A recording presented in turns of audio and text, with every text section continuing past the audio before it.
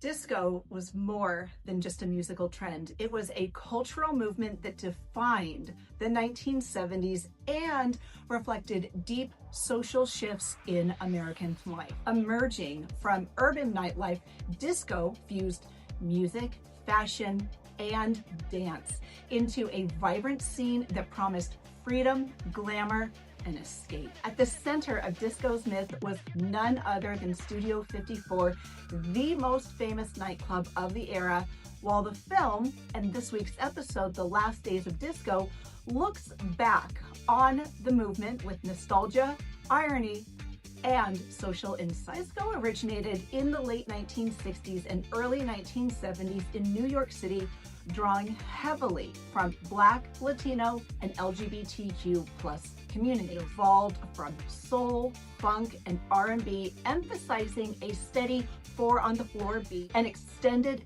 dance mixes designed for clubs rather than radio. Discos were inclusive and liberating at a time when many mainstream venues were not. Dance floors became places where marginalized communities could express identity, sexuality, and joy with fewer constraints. By the mid-1970s, disco had exploded into mainstream popularity.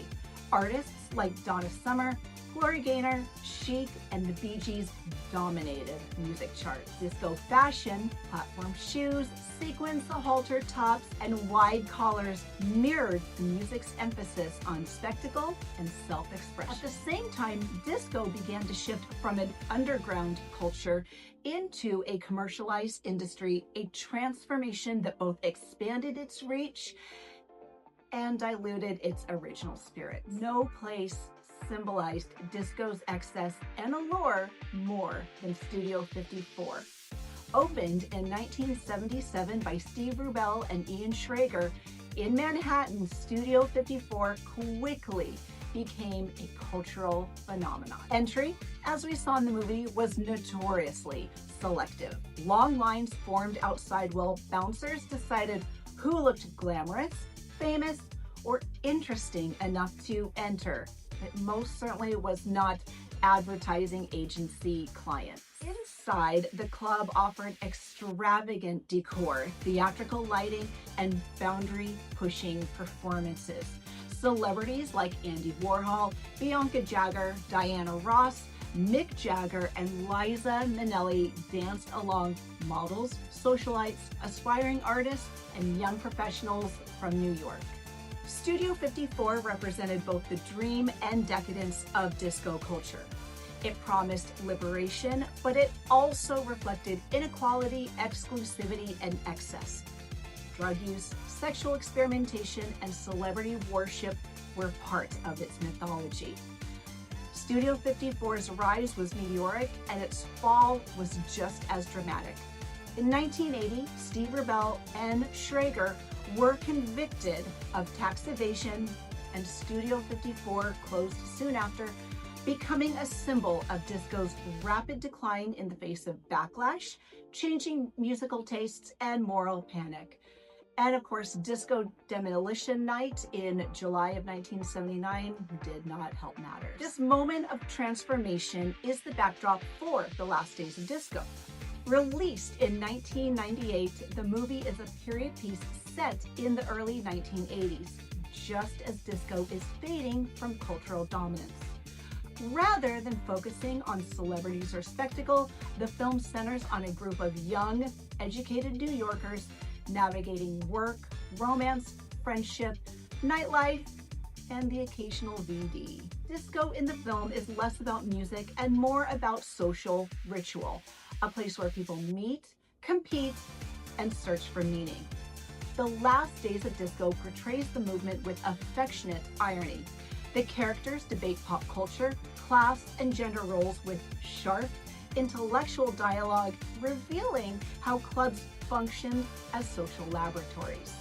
The film captures the tension between disco as a liberating force and as a superficial scene driven by status and insecurity. Importantly, The Last Days of Disco resists the narrative that disco deserved to die. I certainly don't think it deserved to die. Instead, it suggests that disco ended not because it failed, but because cultural cycles move on, youth cultures are often misunderstood, and frankly, musical tastes change. Together, disco, Studio 54, and The Last Days of Disco offer a layered portrait of an era defined by desire, transformation, and contradiction. Disco created spaces of freedom and joy while also becoming commercialized and exclusive. Studio 54 embodied both the thrill and the excess of the movement.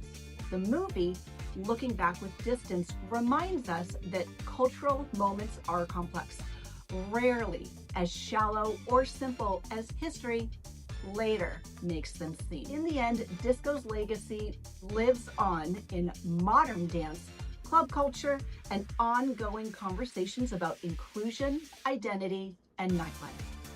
What once seemed like the last days turned out to be just another reinvention. So go ahead and give the subscribe button a glow of a disco ball so you never miss a thing. Be sure to check out new episodes and old episodes of the Real Relationships podcast. We are on Apple, Spotify, or wherever you get podcasts, and new episodes drop every Thursday. If you're new to the show, we are in our 4th season, so there is quite a back catalog to listen to. Be sure to check us out on all of the socials, including YouTube, where new episodes drop every Thursday. We are also on Facebook, TikTok, Instagram, and Blue Sky.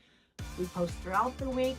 We love bringing you new content. We love creating this show for you. We appreciate our listeners, our viewers, and supporters. Stay safe, keep dancing, and we'll see you soon.